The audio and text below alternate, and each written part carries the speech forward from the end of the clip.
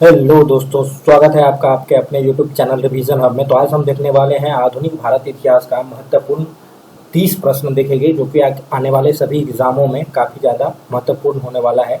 और हर एक एग्जाम में ऐसे क्वेश्चन को देखने को मिलेगा और कई बार एग्जाम्स में ये क्वेश्चंस आ भी चुके हैं, तो इसके लिहाज से भी ये काफ़ी ज़्यादा महत्वपूर्ण हो जाता है। तो चलिए, वीडियो को स्टार्ट करने से पहले आप चैनल को सब्सक्राइब और वीडियो को लाइक जरूर कर दीजिएगा। चलिए देखते हैं, पहले क्वेश्चन के साथ डिस्कस करते हैं। पहला क्वेश्चन है, भगत सिंह को फांसी की सजा सुनाने वाला न्यायाधीश कौन था? तो भगत सिंह को फांसी की सजा सुनाने वाला न्यायाधीश का नाम क्या था? CG Hilton. सीजी हिल्टन, ये आप याद रखिएगा। अगला देख लेते हैं। अगला है, महात्मा गांधी के राजनीतिक गुरु कौन थे? महात्मा गांधी के राजनीतिक गुरु कौन थे? गोपाल कृष्ण गोखले। तो ये आप याद रखिएगा, काफी ज्यादा इंपॉर्टेंट है। देख लेते हैं। अगला है, किस एक्ट को बिना अपील, बिना वकील और बिना दलील का कानून कहा गया? तो उसे रॉलेट एक्ट को, और ये कब आया था? 1919 ईस्वी को। ये भी आप याद रखिएगा। और इसी के विरोध में जलियांवाला बाग हत्याकांड हुआ था। तो जलियांवाला बाग हत्याकांड कब हुआ था? 13 अप्रैल 1919 ईस्वी को। ये भी आप याद रखिएगा। चलिए अगला देखते हैं। अगला क्वेश्चन है, डंडा फौज का गठन किसने किया था?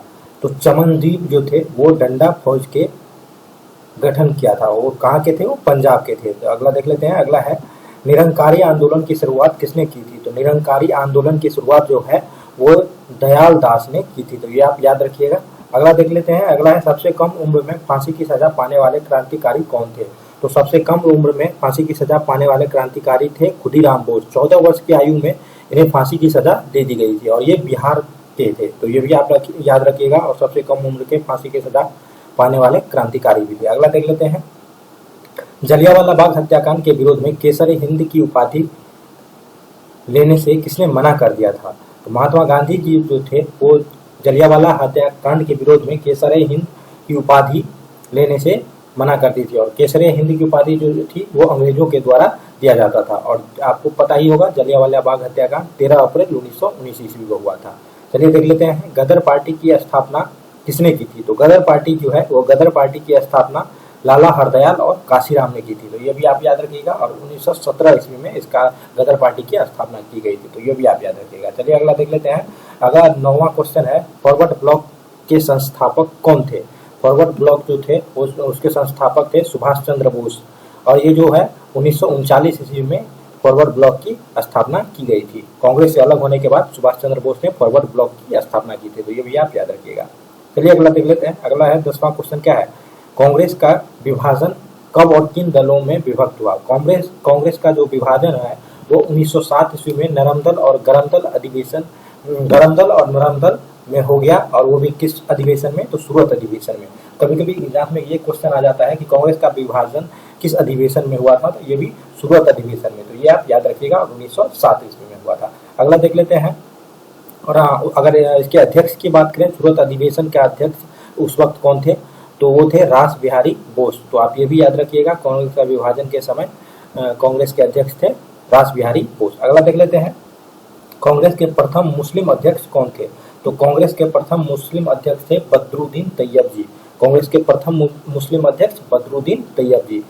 चलिए अगला देख लेते हैं। अगला है 12वां क्वेश्चन, क्या है? मराठा साम्राज्य के संस्थापक कौन थे?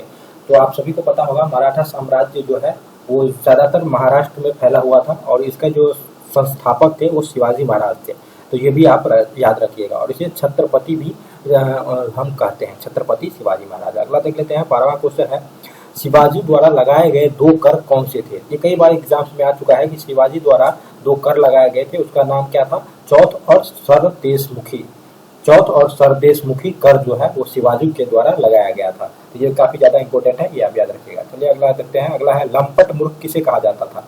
लंपट मूर्ख जो है वो जहांदार शाह को कहा जाता था। और जहांदार शाह जो था वो मुगल शासक था। तो ये भी आप याद रखिएगा। अगला है, रंगीला बादशाह के नाम से किसे जाना जाता था? तो रंगीला बादशाह किसे कहते थे? रंगीला बादशाह जो है वो मोहम्मद शाह को कहा जाता था। तो ये भी आप याद रखिएगा। अगला 16वां क्वेश्चन है, ईरान का नेपोलियन किसे कहा जाता है? ईरान का नेपोलियन जो है वो नादिर शाह को कहा जाता है, जो कि कई बार भारत पर आक्रमण कर चुका था और वो ईरान से आया था। इसीलिए हम ईरान का नेपोलियन नादिर शाह को कहते हैं। अगला देख लेते हैं, मुगल दरबार में आने वाला प्रथम अंग्रेज कौन था? अगर मुगल दरबार में आने वाले प्रथम अंग्रेज की बात करें तो वो था कैप्टन हॉकिंस। तो ये कई बार एग्जाम में आया हुआ है, ये आप याद रखिएगा। देख लेते हैं। अगला है, गुरुमुखी लिपि का आरंभ किसने किया था? तो गुरुमुखी लिपि का जो आरंभ है वो गुरु अंगद ने किया था, और गुरु अंगद जो थे वो सिख के तीसरे गुरु थे। तो ये भी आप याद रखिएगा। अगला है खालसा पंथ की स्थापना किसने की थी? तो खालसा पंथ की स्थापना जो थी वो गुरु गोविंद सिंह ने की थी, और गुरु गोविंद सिंह जो है वो सिख धर्म के 10वें गुरु थे, 10वें और आखिरी गुरु गुरु गोविंद सिंह थे। तो ये आप याद रखिएगा, खालसा पंथ की स्थापना गुरु गोविंद सिंह के द्वारा ही किया गया था। चलिए अगला देख लेते हैं। 20 नंबर क्वेश्चन क्या है? फोर्ट विलियम कॉलेज की स्थापना किसने की थी? तो फोर्ट विलियम कॉलेज जो कि कोलकाता में है उसकी स्थापना की थी लॉर्ड वेलेजली। तो ये आप याद रखिएगा, काफी ज्यादा महत्वपूर्ण है। अगला देख लेते हैं। भारत में पहली बार सार्वजनिक निर्माण विभाग की स्थापना किसने की थी? तो भारत में पहली बार सार्वजनिक निर्माण विभाग की स्थापना लॉर्ड डलहौजी ने किया था। अगला देख लेते हैं। अगला क्वेश्चन है अजमेर में मेयो कॉलेज की स्थापना किसने की थी? तो अंग्रेज के गवर्नर थे लॉर्ड मेयो, जो कि अजमेर में मेयो कॉलेज की स्थापना की थी। तो ये आप याद रखिएगा। अगला है भारत के उद्धारक की संज्ञा किसे दी जाती है? तो भारत के उद्धारक जो थे उसे लॉर्ड रिपन को कहा जाता है। लॉर्ड रिपन जो थे वो काफी ज्यादा महत्वपूर्ण है, इसे हम भारत के उद्धारक की संज्ञा से भी जाना जाता है। अगला देख लेते हैं शिमला समझौता कब हुआ था? तो शिमला समझौता जो है 1945 ईस्वी को हुआ था। ये आपका महत्वपूर्ण है, ये आप याद रखिएगा। शिमला समझौता 1945 को हुआ था। स्वतंत्र भारत के प्रथम गवर्नर जनरल कौन थे? तो अगर स्वतंत्र भारत के प्रथम गवर्नर जनरल पूछे तो वो लॉर्ड माउंटबेटन थे, और अगर यहीं पे स्वतंत्र भारत के प्रथम भारतीय गवर्नर जनरल के बारे में पूछे तो वो हो जाएगा चक्रवर्ती राजगोपालाचारी। तो ये भी आप याद रखिएगा।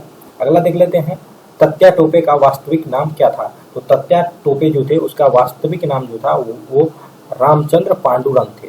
ये आप याद रखिएगा, काफी ज्यादा महत्वपूर्ण है और कई बार एग्जाम में आ चुका है ये क्वेश्चन, तो ये याद रखिएगा। अगला देख लेते हैं इंग्लैंड में भारतीय सुधार समिति की स्थापना किसने की थी? तो इंग्लैंड में जो है वो भारतीय सुधार समिति की स्थापना दादा भाई नौरोजी के द्वारा किया गया था। तो ये काफी ज्यादा महत्वपूर्ण है, ये याद रखिएगा। अगला देख लेते हैं जलियांवाला बाग हत्याकांड में जनरल डायर का सहयोग करने वाला भारतीय का नाम क्या था? तो जलियांवाला बाग हत्याकांड में है जनरल डायर का सहयोग करने वाला भारतीय हंसराज था। हंसराज ने ही जनरल डायर को ये सूचना दी थी कि जलियांवाला बाग में जो है वो काफी लोग अंग्रेज के विरोध में इकट्ठा हुए हैं। अगला देख लेते हैं। अगला है मेवाड़ में भील आंदोलन का नेतृत्व किसने किया था? तो मेवाड़ में जो भील आंदोलन हुआ था उसका नेतृत्व मोतीलाल तेजावत ने किया था। तो ये आप याद रखिएगा, काफी नया क्वेश्चन है, तो आने वाले एग्जाम के लिए महत्वपूर्ण हो सकता है। देख लेते हैं 30 क्वेश्चन क्या है। 30वां क्वेश्चन है साइमन कमीशन और किस नाम से जाना जाता था? तो साइमन कमीशन को व्हाइट मैन कमीशन कहा जाता था, और इसे व्हाइट मैन कमीशन इसलिए कहा जाता था क्योंकि इसमें एक भी भारतीय सदस्य नहीं थे, इसीलिए साइमन कमीशन गो बैक के नारे भी लगे थे। और साइमन कमीशन का भारत आगमन कब हुआ था? तो 1928 ईस्वी को, ये आप याद रखिएगा। और अगर साइमन कमीशन की गठन की बात करें तो 1927 ईस्वी में, और भारत कब आया था? तो 1928 ईस्वी में, और इसे व्हाइट मैन कमीशन के नाम से भी जाना जाता है। अगला और लास्ट क्वेश्चन है, इसका आंसर हम नहीं देंगे, इसका आंसर आप कमेंट बॉक्स में लिखिएगा, है प्रथम गोलमेज सम्मेलन कब हुआ था? इसका आंसर आप अगर आपको आता है तो इसका आंसर कमेंट बॉक्स में लिखिएगा। और हाँ, वीडियो को लाइक और चैनल को सब्सक्राइब करना मत भूलिएगा। धन्यवाद।